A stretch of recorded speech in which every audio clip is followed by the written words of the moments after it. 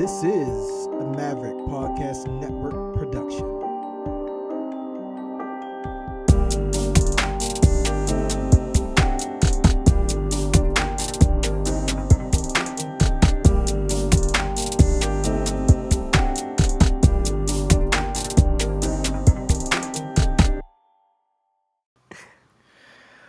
Oh man, Sebastian, welcome back to the pod, man. How have you been? Long time, right? Yeah, it's been a little bit. I'm good. How you doing? I'm blessed and highly favored. I must say that. Getting closer to the holidays, which it's getting a little hectic. Yeah, for sure. You ready Yeah. for you? Have you done all your Christmas shopping? What's the big tech item for the season for you? Man, I haven't started. I told my wife the other day, I'm like, I need to find something for me to buy. Because the only thing I bought for Black Friday was a new Roku. Updated Roku, rather. Not bad. Yeah, it was a good purchase, but hmm I didn't really care for anything that they had out there. I don't know. Maybe I have everything, which is a good problem to have. Yeah. How about So you? with the Roku, did you buy the box or the stick? I got the Ultra. Oh, okay. Yeah, that thing. I like the updated one. The remote is voice controlled and it's hands free, which I just found out yesterday by accident. Should have read the manual. And the way that it upscales is like really good. So it defaults to whatever your TV can produce. So I got a what is it? HDR 10 Plus hmm Samsung. So it does that really well. So it defaults unless you go into the settings and change it. And it does default to Atmos if you have a speaker that allows it. But I do find that you might want to put it back to just being passed through because it lowers the volume on stuff. But other than that, dude, that thing is a beast. I have a similar situation, but I use mine in my projector in the film room, Oh and yeah, yeah. yes. So like my projector isn't it isn't Wi-Fi. I mean, if it's smart in any capacity, so it's just standard about just showing off pictures. So I usually like hook it up because it does have a HDMI function Right. into it, so it can hook everything up and then it'll upres. So I like that. Yeah, man. What you been watching lately? Been watching a lot. Lately, I watched Black Panther: Wakanda Forever. Watched that. Really enjoyed that. Yeah. Really enjoyed that. I do have some thoughts, some critiques here and there, but I digress. I really enjoyed that movie. I've been watching some of the just minor TV shows, just nerding out. I feel like this has been a really good year for nerdy content. We had. Oh yeah. Oh yeah, for sure. We had House of the Dragon. We had the Lord of the Rings show, Rings of Power, not too long ago. That's right. Cobra Kai dropped. You got She-Hulk dropped. I just watched Guardians of the Galaxy, their Christmas special the other day. So it's been a pretty good Yeah, I year. like those. I saw that on the recommendations, but I didn't get to it yet. I'm trying to save that closer to the holidays, so I don't. Yeah, here in my house where my wife is decorated with like 5 Christmas trees, the holiday has been going on since like October, basically. What? Oh man! When we first had you on the show, you had the ProNerd Report podcast just starting. Since then, you pivoted to a different direction and changed the name of it. So now it's called the Single Player Experience. Talk us through how you had your thought process of changing the focus of the show and the name.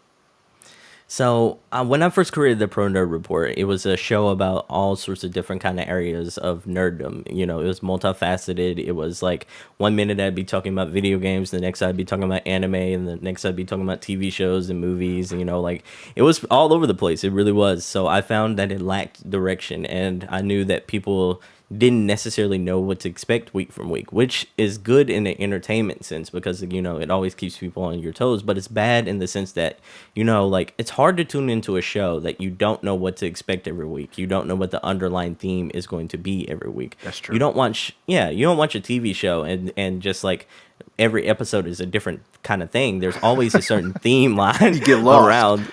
Yeah, for sure, for sure. There's always a sort of like neutral theme throughout everything we do and everything we watch.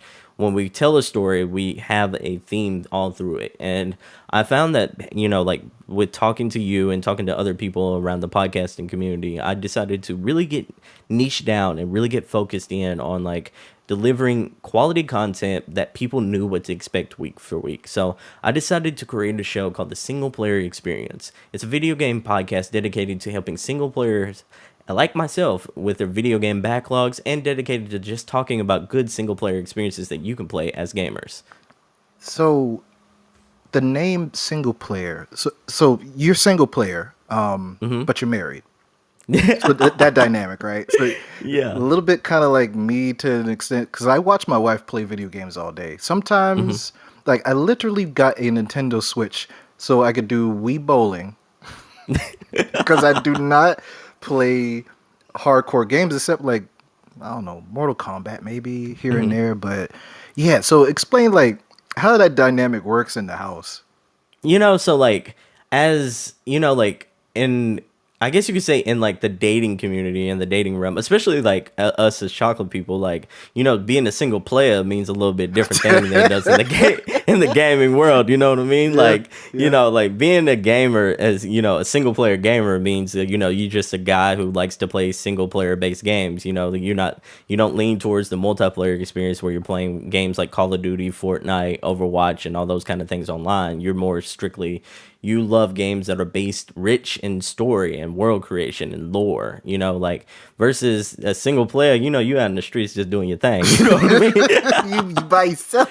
Yeah, for sure, for sure. So, like my wife is not a gamer at all, so I had to basically explain there's a difference in between that nuanced of like dialogue there, but after that it's all gravy after that, so like the gamers kind of understand what the lingo is. They know that they're getting like a podcast dedicated to giving them and telling them about the great single player games and great single player experiences that you can play on Nintendo Switch, on PlayStation, Xbox, and on PCs.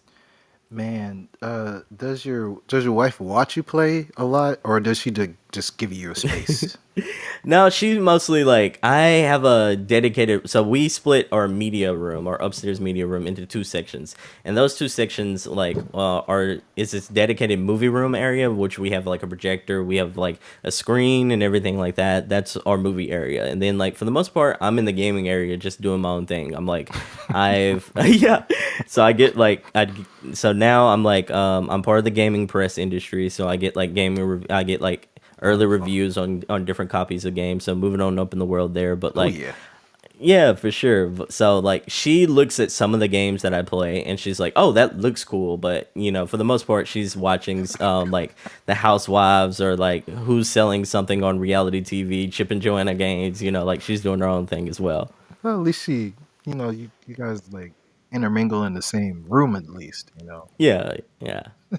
So when you get into the games really deep, and you're talking about the nuances of the games, your reviews, your feedback, and all that, your recommendations, and with the whole pivot of the podcast, how has that been received so far? Has it been the best decision you ever made in your life?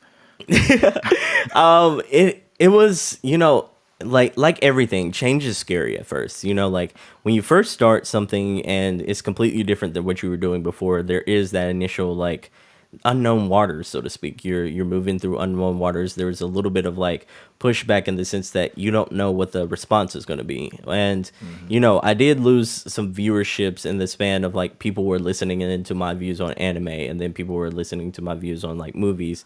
But like I gained a rich community, and like I've gained a lot of following by for people who really wanted to learn about single player games and single player experiences. And there's a lot of us out there that wanted to talk more about like the God of Wars of the world, and wanted to talk about the Last of Us of the world versus, right.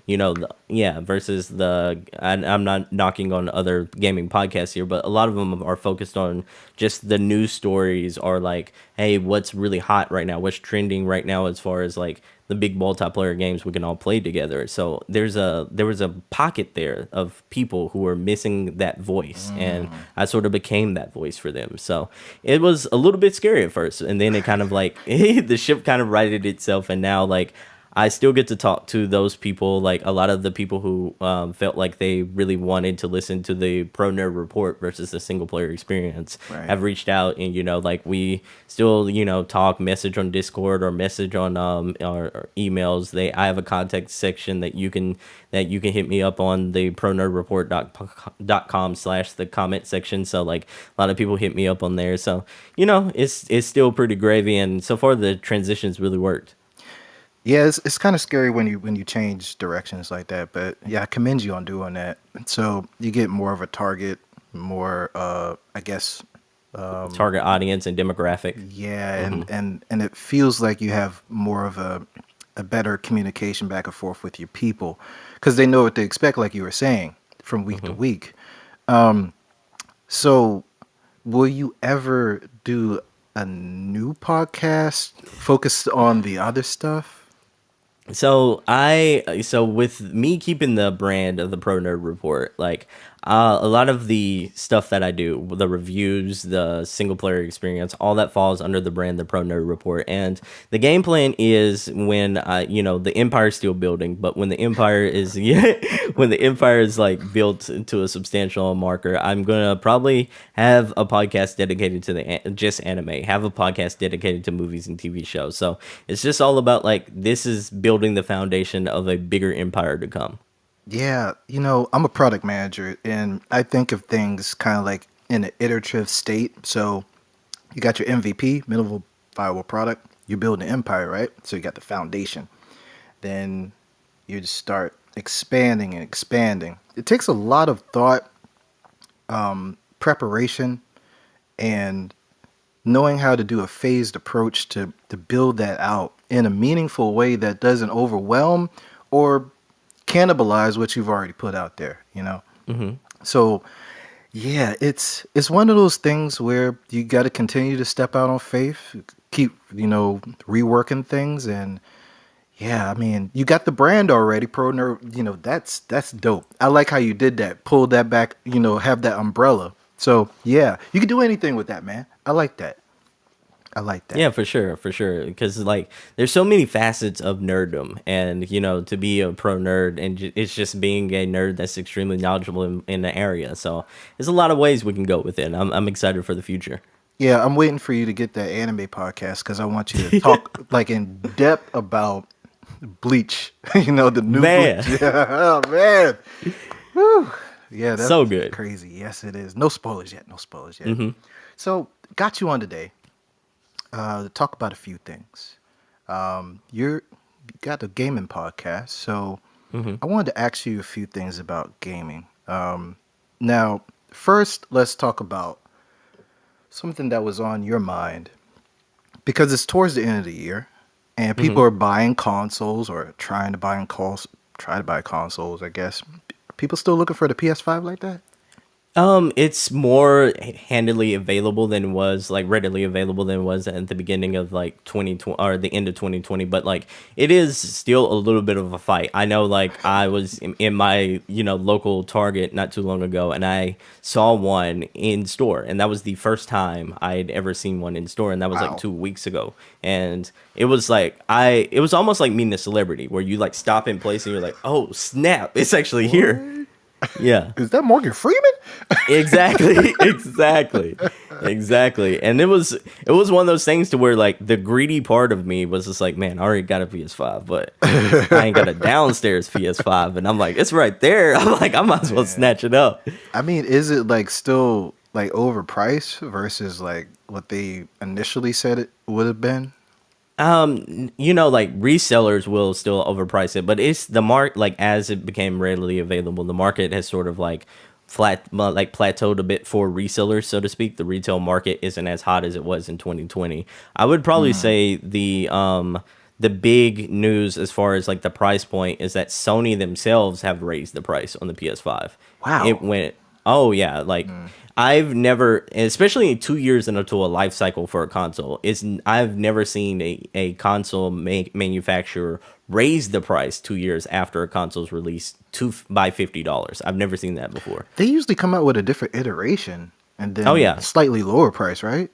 Oh, for sure. Like usually it's either one of two ways. It's usually they come up with a slightly iteration like a PlayStation Slim, so to speak. Like we got a Right. Slim PS3, a Slim PS4, and it'll be like a lower price market. And then like there's also like last generation they did the PS4 Pro and that was like a beefed up version of the PlayStation 4, so that one came at a higher price point. But it's shocking cuz like you hear about the Oculus. The Oculus also did the same thing. It Right. raised its price Oh, a point lot. up completely. Oh, Jesus. by a lot. Not just $50. That was a lot. Almost a thousand, isn't it?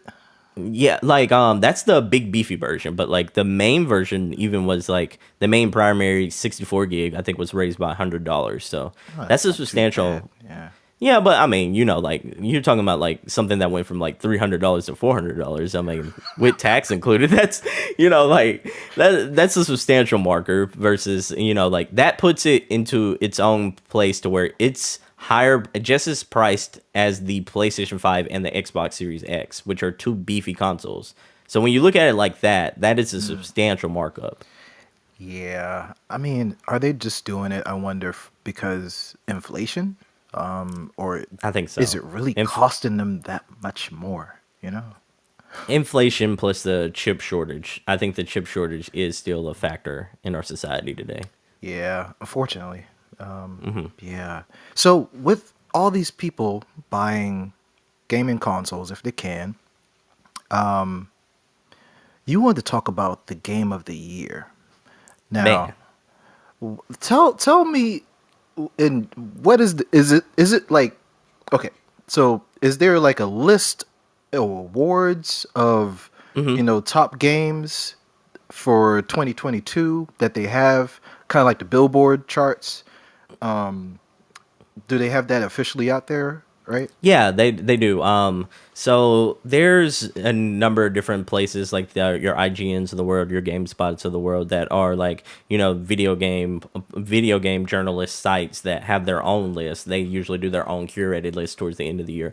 But then there's just like they have award ceremonies like the Billboard Awards or like the Oscars and all that kind of stuff. They have this thing called the Game Awards at the end of the year, which is coming. Well, I mean, as the time of recording, it'll be within the next week or so. Oh, So cool. yeah. So the Game Awards, they usually do like maybe I want to say like 20 different topics, and each one of those categories, like they have maybe 5 to 6 games that are nominated per category. And this year's category of Game of the Year is it's a decent showing. I mean, you have games like Plague Tale Requiem, which is on Game Pass right now. If anyone's an Xbox user, you have Stray, which was a PlayStation like indie exclusive that came out. It was like the most realistic cat simulator game. It's weird to say, yeah. Hold on. What, Cat Simulator? Yeah, it's like a game where you're playing as a cat. I kid you not. Okay. You're playing as a cat, like a tabby cat, and you're walking around. And the general gist of it is, as opposed to you being like in just a house like you and I have, it is set in a dystopian future run by like robots. So you're like kind of like. Yeah, so you're kind of like walking around in a cat and as a cat in a stealth environment where you're trying not to get caught by like these almost like Will Smith's iRobot kind of types. Like you kind of think about One of us. like yeah, exactly, like them versus I guess you could say what was that movie District 9's kind of robots, kind of Ooh. like a fixture like a Yeah, mixture yeah. between those types. So it is I mean, it's a surprisingly good game, especially at the price point for around like $20. I think is what it released for. It's not So, bad. no, not bad experience. And then you have games like Xenoblade 3, which came out for the Nintendo Switch. I think that is the best bang for your buck as far as a Nintendo Switch game that came out this year. Well, tell me more about that, because I got the Switch and I like the Switch sometimes, Yeah, so Xenoblade, think it's in a similar vein of like Final Fantasy or like a similar vein of like like a So it's similar an vein of Final. RPG? It is a big beefy RPG. It Ooh, is okay. yeah, big beefy RPG. It'll take you a lot of time to beat, a lot of time to play. In the story, it's kind of like your cut and dry Japanese RPG type story. So it's kind of like save the world type of thing. So it's not like too involved, but like the side characters you meet and the gameplay is really fun. It has a gameplay. has like a big, beautiful open world. It's very vast, the country you play in. So, I believe to even explore every section of the map will probably take you 30 hours minimum to do that. So, Damn. yeah, it is. Yeah, and that's not even like you beating the game. That's just you exploring the main section that you'll be like roaming in. So the main characters are really fun. The side quests are like in abundance. There are tons of things for you to do. So I think it's a solid game. Then you have Plague Tale, you have Xenoblade, you have Stray, and you have the big two. The big two, and these two are like what everyone. It's come down to these. This is like a battle between LeBron James and Michael Jordan. Snap. I'm telling you, it's like it is in the gaming world. We haven't seen a matchup where like two games which are universally got tens across the board. Tens across the board. It's both of them are like 90 plus on Metacritic, so they're A+ games. Wow. And we've never seen anything like quite like this to where like it can go either way. It just kind of depends on like who these people vote for. And those two games are Elden Ring, which is FromSoft. This is like the open world version of games like Dark Souls, Demon Souls, and all that kind of stuff that we've seen from FromSoft over the last like 10 years. They've put everything they knew, and everything that people loved from those, albeit challenging games, into like an open world that's very similar to a mixture between like Zelda and like a lot of different like other elements of RPGs. It's very dark, it's very gritty, it's very gothic. It's like you are a lowly person trying to take down behemoths that are like maybe like 10 to 13 times more powerful than you are. It is and it's a rich world. There's a lot of lore and stuff like that. And I think one of the big calling cards of the game is not only the game's pedigree developers, it was also made, I mean, a part of the story was written by George R.R. Martin. If you're not familiar with him, watch Game of Thrones. He was the one who wrote it. So I'm like, it has a big pedigree behind it. And then you have the other one, God of War Ragnarok, the sequel to I've God heard of of that War one. 20. You can't not hear about that.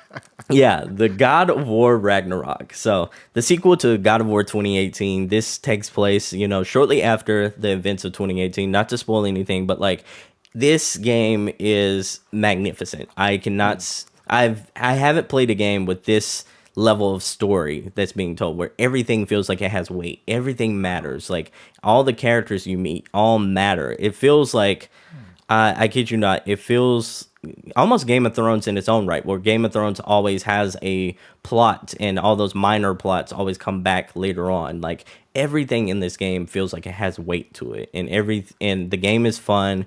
It's like it has that Mortal Kombat like brutality mixed in with like the nuances of a good story. So I'm like, everything you would want out of like a big beefy AAA video game, that you play this game and you bring people over and they're like, oh snap, games can do this now. Like that is the type of game that this is. Okay. Yeah. Is it on Xbox and PS5, or is there exclusive? No. So God of War is exclusively to PlayStation 4 and 5. So if you do have a 4, you can still play this. But Elden Ring, on the other hand, is exclusive to PC, Xbox, and PlayStation 5. So you can generally play it on the big three. So the way that you describe this, and I'm not too technical when it comes to video games, but ray tracing, is that like a really predominant like feature that makes it stand out? Yeah, it is. It is like ray tracing, for a lot of people who don't know, is like almost like the glimmers you see in the world, like sort of like the wet surfaces, or like the sunlight like shining on the pavement in the street. If you're playing like Grand Theft Auto or Spider-Man, Right. It's like that. Like when you're playing Spider-Man, it's like that, like the reflections that you see on the side of a glass skyscraper. That's like reflections. That's like ray tracing there. And then it's just graphical elements, this small little bitty things that make the game look and feel more realistic and a little more like lived in and a little more like gloss to it. Like whenever you walk around in a world like the Stray game I was telling you about, like if it's raining and you could see those puddles form and you could see like how the water is like impacting the actual puddles and you could see the reflection off of those puddles of your character and of the, like the moon and such like that. That's a good example of good ray tracing. And oh yeah, like God of War has that in abundance. Elden Ring has elements of it. Stray has elements of it. It's like ray tracing is just the next step forward in video games. Yeah. So out of the two big boys, which one do you like the best? Oh, God of War. God of War. No hesitation. This is like God of War. Thomas Slime. He ain't drinking. No. I think Elden Ring's a fantastic game. I think it's a fantastic game. I just think it appeals to a very small, like if it appeals to an audience that is very niche. Where like if you like games that is going to challenge you, if you like games that are going to punish you, if you like games that where like the objective is for you to feel weak and then you to slowly gradually overcome like all obstacles and then you become like a god in the world.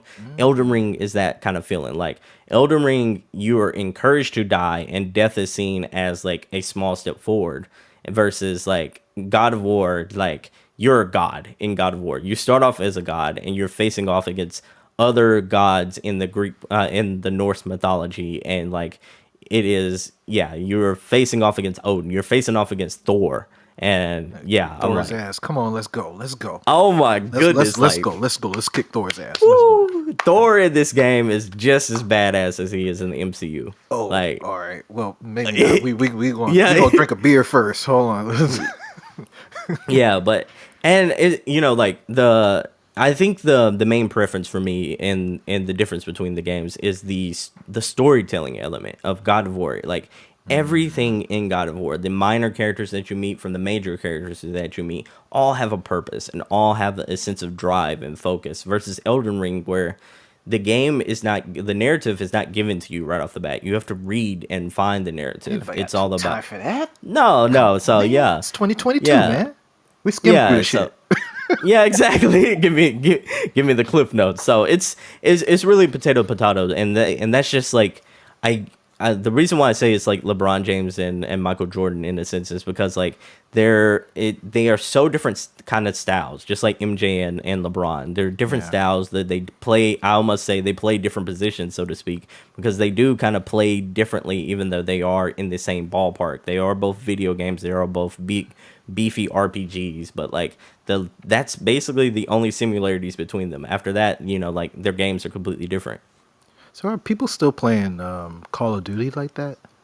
Yeah, Call of Duty is still like the number one selling game, annualized game, you know, year after year. It's just I think the sales don't quite reflect the audience's, I guess you could say, the feedback the audience and the critics are responding to. Like though, like there's starting to become the discourse that Call of Duty is starting to feel, dare I say it, stale, repetitive, kind of same old.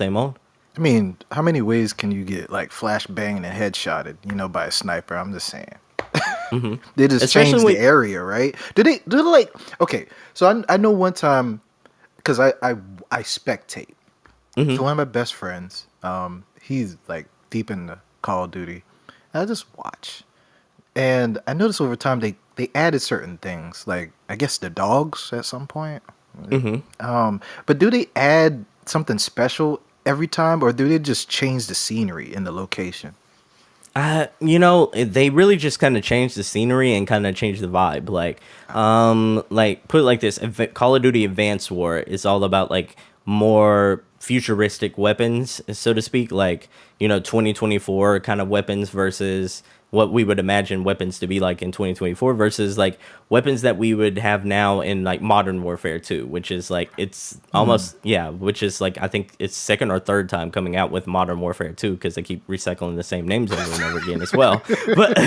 But yeah, I digress. Like it's different, and then you also have like you have some iterations where they come out with like World War I or World War II. So it does feel it does feel like the same old things. Or Black Ops. Black Ops is another one where you know its settings is closer to like the 80s, the 70s and 80s. So it is just one of those things to where like it is.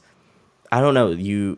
you hit it on the head a little bit of how can you make this feel different, but you also have that problem of like the settings that you choose are the same three settings. You kind of have to kind of switch things up a little further.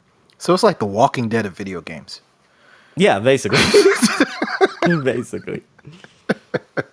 So okay, so you talked about the good side, the popular games that are winning awards potentially. Now I've listened to your podcast, and there's some that should not even be mentioned. Like I'm gonna get it wrong, but it's a Batman game. I think it was two Batman games or DC games specifically. One was a Batman related, one was DC Pets. Yeah, yeah. So yeah, I this week I did a theme to where like I focused on superhero based games that have come out recently, and both of those games were games. And by the way, one of them is Gotham Knights, which is a game similar to like the Batman Arkham series, but instead of playing as Batman, you play as the sidekick, so to speak, the Bat family, which is.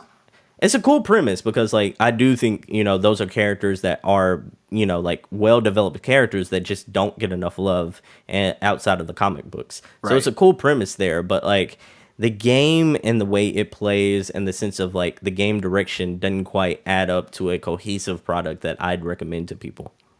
Yeah, it sounded like it wasn't. No, yeah, for sure. You were trying to pull some positivity out there. Yeah. You try. I mean, so DC's not having a good year with games. So. No, but the crazy thing is like DC was ruling the roost with games for the last 10 years. Arkham Asylum and stuff like that. Yeah. Oh yeah, for sure. Arkham Asylum, Arkham City, Arkham Knight. Then they had a good library of games there. That just that staple alone, you had a tentpole. Whereas Marvel didn't really, while they were putting out games, didn't really care that much about video games, especially during the.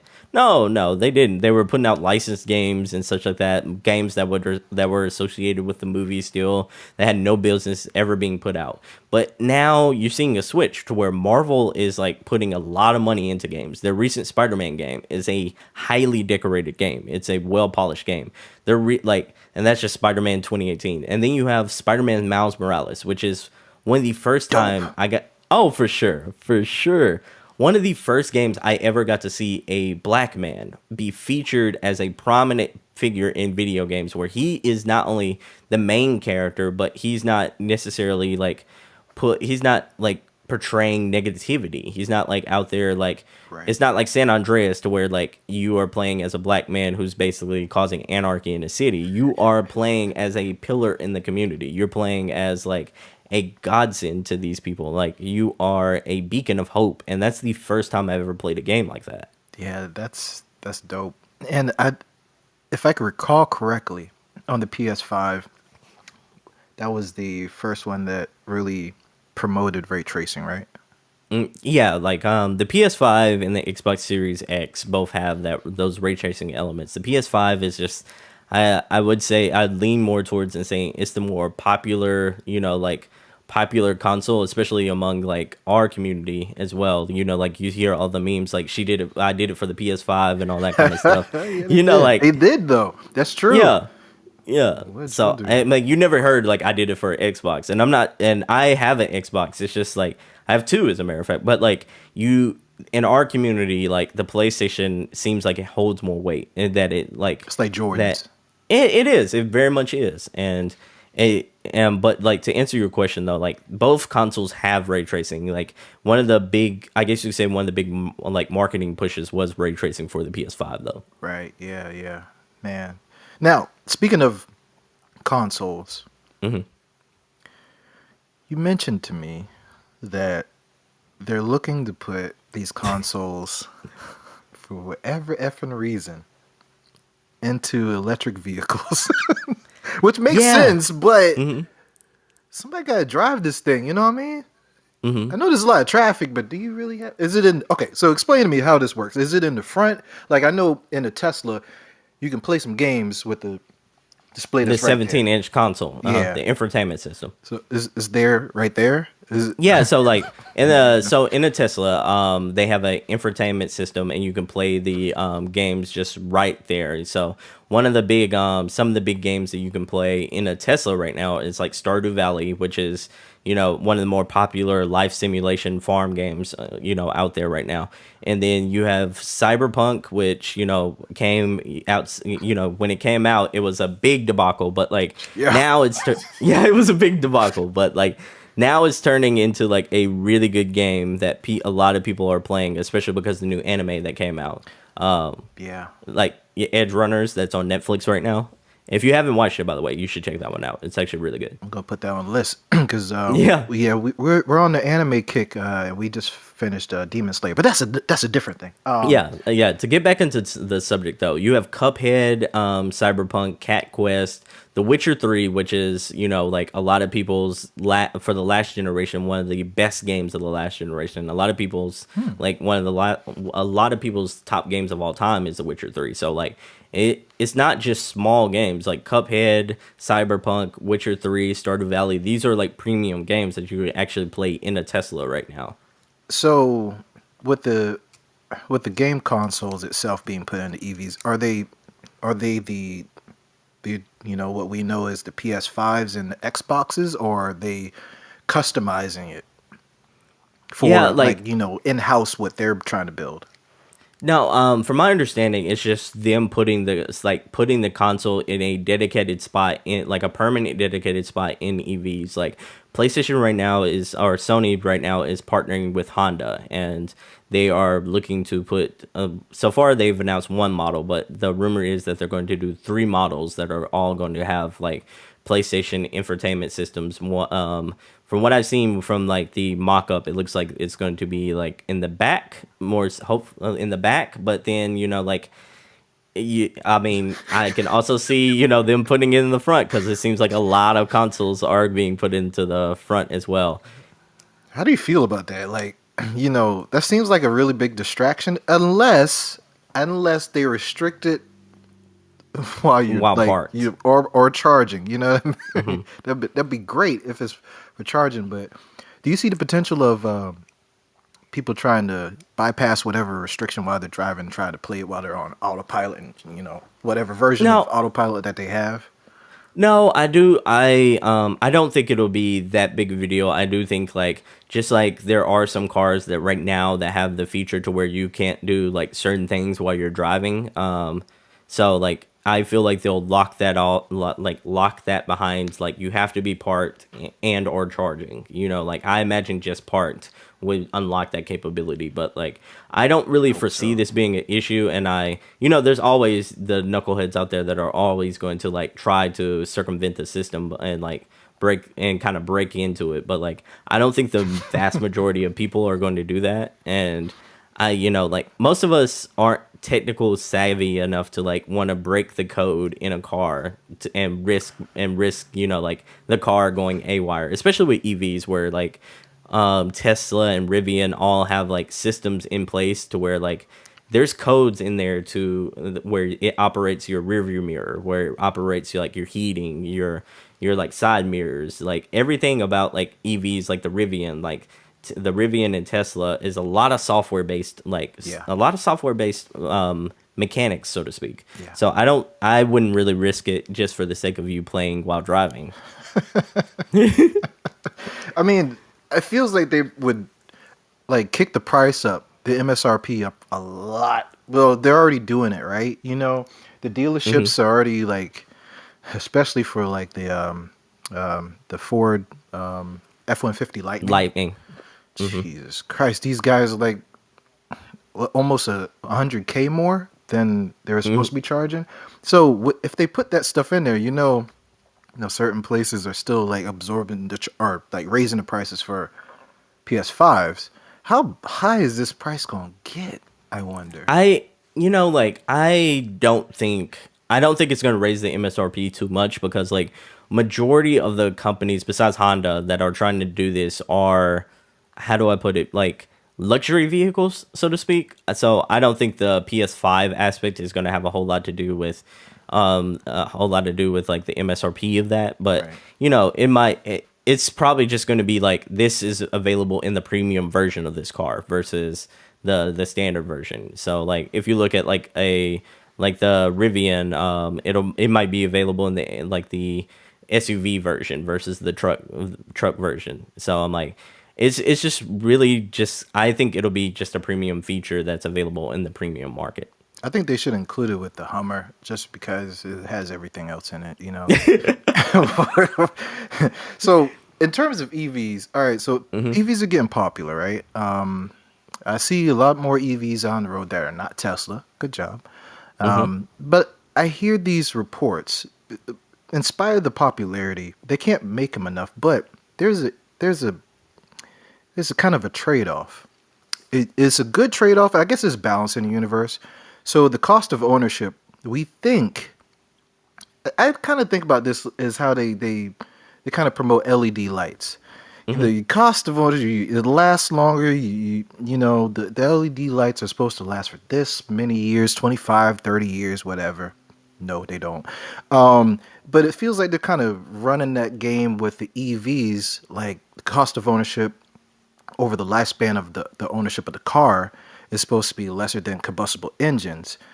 But I heard a report recently that indicated, at least in the current iterations, the reliability of, I would say, at least the US car makers are causing people to come out of pocket big because there's a lot of electrical issues.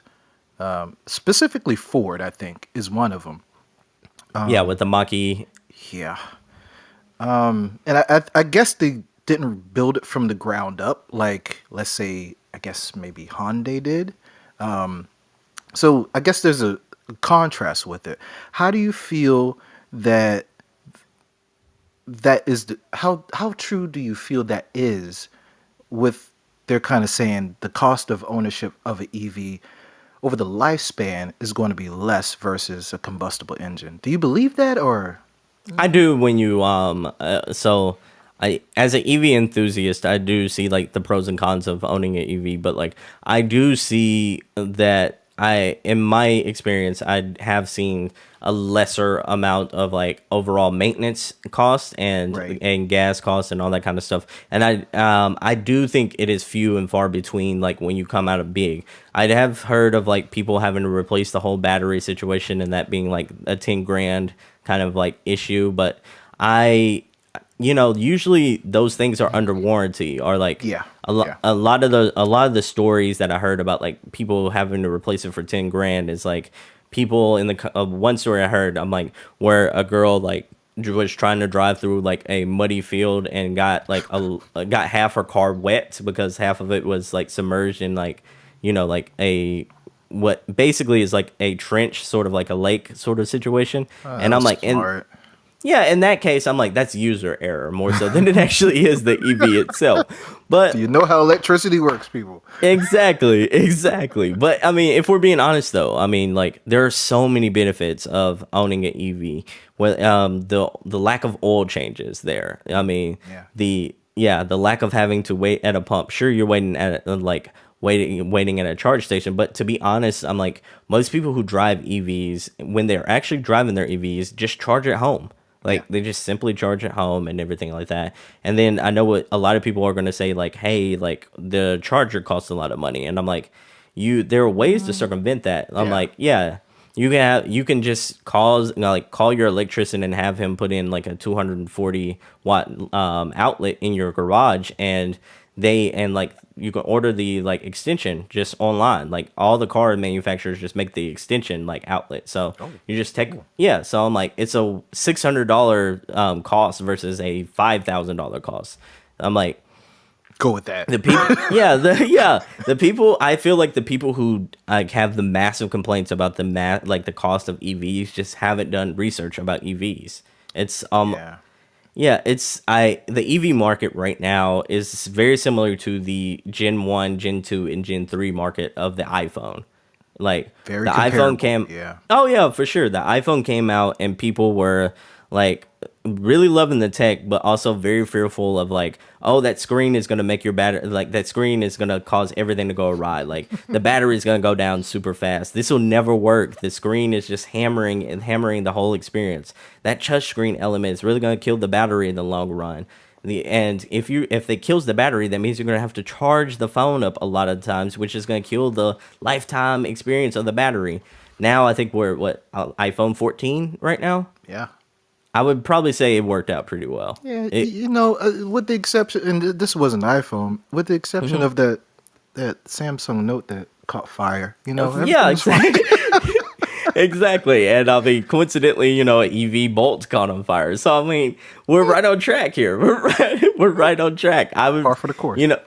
Yeah, for sure, for sure. It's just like everything else. There's always learning curves that have to be associated with it. And like right now we're following China's lead. Like China is killing it with their EV market, and you never hear about like people in China complaining about anything EV because like they are heavily loving the culture around it. Like they are getting cars that get closer to 500 miles per charge over there. They are getting, and I mean that's a huge difference. That's dope. Now, that's the difference. Thing that I think holds people back. A part of me feels, I don't know how accurate this is, but a part of me feels that there are the oil lobbies like BP and all those that are lobbying to restrict the distance, the range of these vehicles, so people feel that anxiety, and they're like, I'm not ready. Let me wait a couple of more years. Let me buy this car over here. And I think, and I don't understand. I guess it's like old ways of thinking. I don't understand why the old oil companies just don't kind of glide in and pivot and put those charging stations at a lot of their locations where they have gas stations at convenience stores and stuff like that. It feels like a no-brainer to me. Instead, I feel like they're restricting it, and that's trickling down to people not really adopting it like they should, because I mean, you said 500, man. I can't get 500 in my unleaded vehicle. You know what I mean?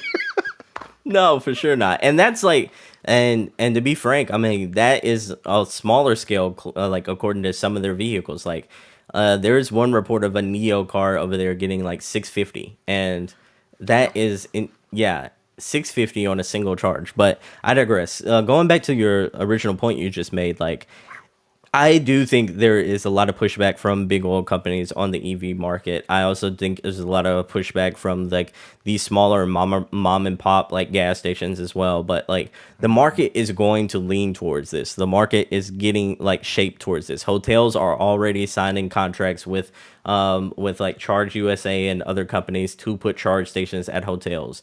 Taco Bell is leaning towards doing a Sonic model to where like it is going to like have Taco Bell's be shaped like Sonic to where like EVs will come out of that. Great idea.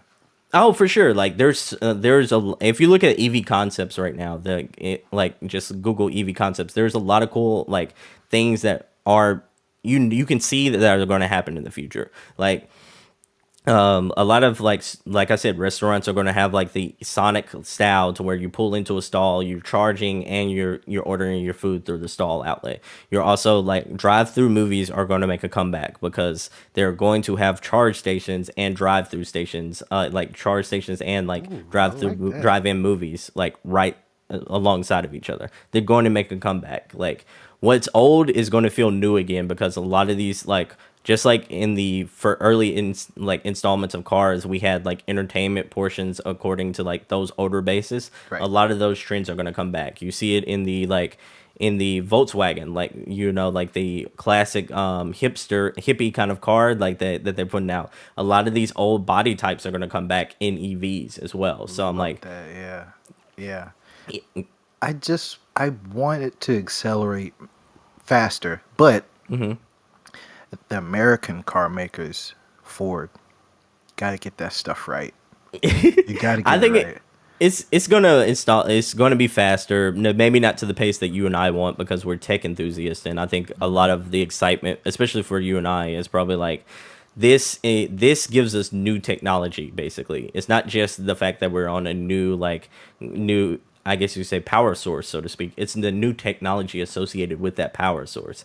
For the first time in 100 years, we're seeing a major industry in our economy switch and actually innovate from a technological standpoint. Like we're actually seeing that. We haven't seen. I mean, we've seen like little small upgrades in cars since the 20s, but let's be honest here. Yeah. The car, I mean, we're still driving something that's on rubber wheels. And the infotainment system is still shooting out the same air. It's just we only got nicer screens and nicer bodies like that we're actually driving in. The rest is like we're still doing that same little thing we were doing in the 1920s, but just upgraded a few notches. I feel like it's those lobbyists doing that. Fuckers. Yeah. I always tell my wife my next car is going to be an EV. Mm-hmm. I want it to. I really want that Lightning. I really want it. The Lightning looks good. I actually like that. I like the Silverado though. All right. So the Silverado, love the Silverado. It's that shit looks. It is heavy. Heavy. It is heavy. And the it's Hummer, a big beefy boy. The Hummer. Whoa. Last question I have about the EVs for those two. What? All right. At some point, how quickly you gonna wear the brake pads off of this heavy? Like from what I've seen, like that, and I'm not super ingrained on the aerodynamics or everything like that, but like from my understanding, like they have, because of the lack of a engine and all that kind of stuff, it's like they have pieces in place to where like the parts don't wear down as fast as it does on a regular automobile. So I know like with Lucid right now, I don't know if you heard of the company Lucid, who's also like a competitor of Tesla right now. Oh, yeah, so they're killing with it. Lucid, yeah, like they are almost sports car-esque to where like they're stopping and going to an extreme amount. Like their acceleration is so extreme that like you would imagine those brake pads would go fast, but for some reason, like through either the parts that they use, the aerodynamics of it all, or the fact that just in the body style, like it doesn't wear down fast. And I think that's incredible. I think that's indicative of like where we go in the future. Like we are probably going to have more durable cars, and we're probably going to lean towards like a model to where like we'll just like and do battery replacements as opposed to new cars as like every 10 years. But people are still going to want something new, so they'll probably still buy a new car. I think we'll get that as long as we can until they like put it in there to where they can't replace it. Yeah, for sure. Be like the iPhone all over again. For sure. But I mean, the law is coming up, like 2030 will be here for it, and that law is like the law in place that will prevent, will prevent a lot of states from actually selling non-EV cars. Love it. Now, I don't have a good pivot for this, but before you go, I wanted to ask you about this because we talk on Discord a lot. I used to use Twitter a lot. Not really the place for interaction that much, but it's more broadcasting. Everybody knows that wasn't hiding under a rock that Elon Musk bought Twitter. There's a lot of drama behind it. I wanted to get your thoughts on the social media part. Like how does that change in, I think, what the dynamics of what social media is right now? How does that change the whole aspect of you marketing, interacting with your audience? I think a lot of that is just pivoting towards moving a lot of the audience to Discord and Hive, and just you don't want to panic too much and just like abandon ship. Like if you have a following on Twitter, or if you have like just a habit of being on there and connecting with people on Twitter, just keep doing that until the reels fall off. Like we haven't necessarily seen a lot of you off. Yeah, exactly. We haven't seen a lot of the major changes yet, and it hasn't died yet. We have seen quite a few changes, but not enough to where like for normal people, I think it'll really drastically impact your like situation or anything like that. So I just I just say continue business as normal. You know, you can start a following on. I think some people are doing Mastodon, some people are doing Hive. You know, like check both of those things out. I'm leaning towards more the Hive market than I am the Mastodon market, which kind of like is a hybrid between Twitter and Instagram a little bit. Like Oh, it's a okay. little bit of a hybrid between those two. So I think you know like there is going to be a lot of like trial and error for what you know different niches lean towards too, because I know like certain niches like in the video game industry, I think they're going to lean towards Hive versus anything else. But like tech, I guarantee you it's going to be wherever Marquez Brownlee goes. Like Oh wherever yeah. MKBHD goes, like everyone else is going to follow. Yeah, when he leaves Twitter, I It's delete my done. account. I mean, like, come Yeah. on. What am I there for? Angry people? I mean, I could get my Yeah. news off of a news app. Exactly. I think I remember when Twitter first came about, and I see where it grew, not so much in user base, but popularity. And I feel like we never really figured out what the hell Twitter was for, but we're there anyway. You know, just the algorithm is there, which is, I guess, the level setter between social media and stuff like that. Hmm. I know Elon's doing some stuff trying to tweak that thing, but I feel, in my opinion, I want what we know as social media now, which is basically ad driven a lot, which drives that algorithm. I want that to go away. I want it to go away because it it makes an additional obstacle for content creators, especially you go on like a Facebook group that it doesn't have an algorithm too much there, but that's a place to avoid it. You get nothing but spam, right? Yeah, I think you know, like the ad stuff is a double-edged sword because a lot of content creators do like the ads because they can market towards them because they know like if you already see ads on a site, you already know who's like endorsing that site. So like Right, if right. there is an opportunity for you to put content on like say a Twitter, you would know what ads are already on there, who you can talk to, and different things like that. And you know, like social media managers, PR managers are readily accessible on Twitter more so than any other platform. That So is true. it's a double edged sword. It really is. And I feel like the podcast community is pretty, heavy on there too, trying to Yeah. hold on. People are moving to Mastodon, but I'm like, it's just Mastodon and LinkedIn, I think, for the podcast community. yeah, yeah. Which I didn't see that LinkedIn thing coming, man. Microsoft did a nice pivot with that. Did not They totally did. didn't see it coming. But I try not to go on LinkedIn too much because it just feels like I'm looking for It work. feels work. Yeah, it feels very work friendly. Yeah, I understand. I look on there and I always feel like older than what I am every time I'm on LinkedIn. I see my avatar looking for work. Damn it! Gotta log off here again. So what comes next for Sebastian? We talked about you maybe expanding things out over time, but in the near future, let's say to close the year out with the podcast or anything you're doing, the videos on YouTube, the communities that you support with your fans and whatnot. What's next for you? So right now, the big plan in action right now is to just get bigger and bigger, get better and better. You know, I want to be there for the single player gamers out there and just be there for the audience. And you know, I really just also adding like interviews to the right now, so to the podcast right now. So like recently, I spoke with one of the senior designers from PlayStation San Diego. So he also this guy worked on Jedi Fallen Order. He's worked on Horizon Forbidden West. Shout out to Horizon, very diversity friendly. So like he's worked on a lot of different things. So it's just meeting people, marketing, branding, and really just for me personally just having fun with this because like I am very much enjoying meeting all these single player gamers and just gamers in general and talking to people such as yourself. talking to other groups that have reached out, that want to, mingle and market and such like that. So the big plan right now is just growth, in both like for the podcast and for myself, and just be happy and keep gaming.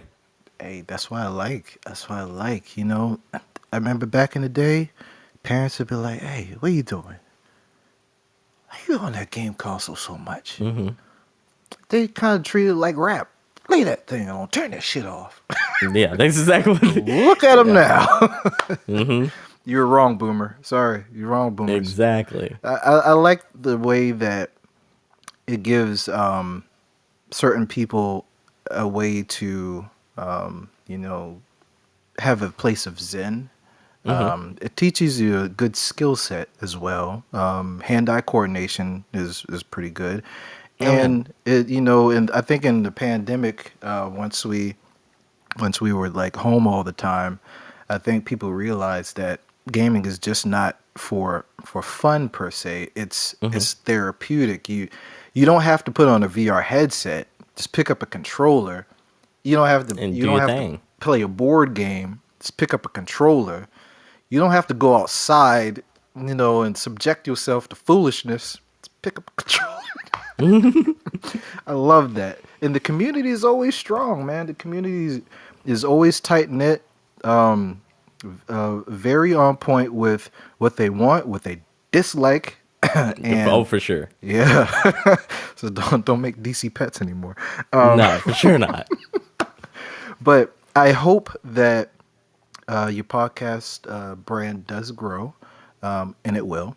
I want everybody to go out and subscribe to the single player experience now on all platforms.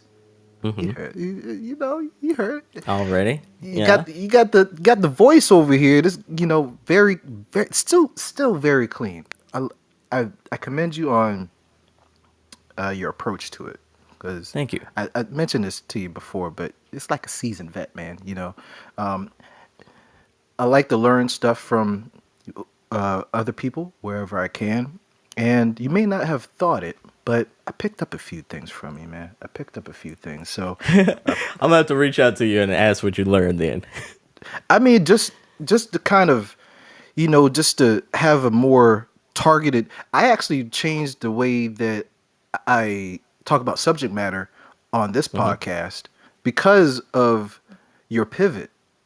Oh, really? More Hmm. targeted, yeah. Because I used to talk about broad spectrum of things, but it's a more just tech podcast. I used to talk about, worldly things, Hmm. world events. And I'm like, this guy has a great idea. Um, Let me adjust, because that makes Yeah. perfect sense. So, the influence that you have, by getting on the mic and doing what you do, you might not know the footprint that you're making, but it's a power that you wield, and with great power, y'all know the rest.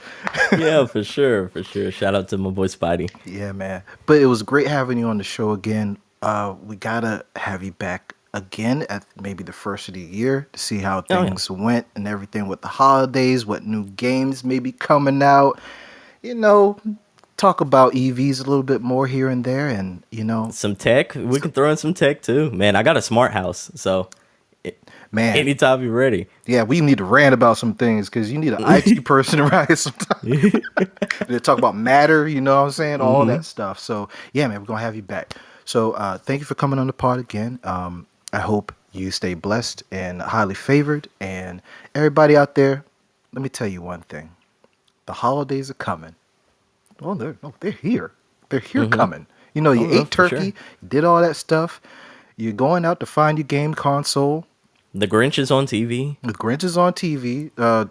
Charlie Brown is only on Apple TV Plus. Oh, by the way. Hmm. And you're trying to find your gifts. You're trying to figure out what gifts you want. Please, and I said this before, if you are trying to send gifts to someone, don't send them a gift card through the mail. Nah, no. Don't do it. Do an e-gift card. Do an e-gift card, people. They are fishing them things out. Hmm. I'm telling you, man. Yes, yes. So stay safe, stay blessed, everybody. And until next time, this is the MavCast. We out. Peace. Shout out to Atlanta. Yeah. City that pays me. Relax yourself, let your conscience be free. You're now rolling with a dude named MAV. Relax yourself, let your conscience be free. You're now rolling with a dude named MAV. Relax yourself, let your conscience be free. You're now rolling with a dude named MAV. Relax yourself, let your conscience be free. You're now rolling with a dude named MAV. I'm killing the flow. Didn't you know? I'm killing the flow. Didn't you know? Relax yourself, let your conscience be free. You're now rolling with a dude named MAV.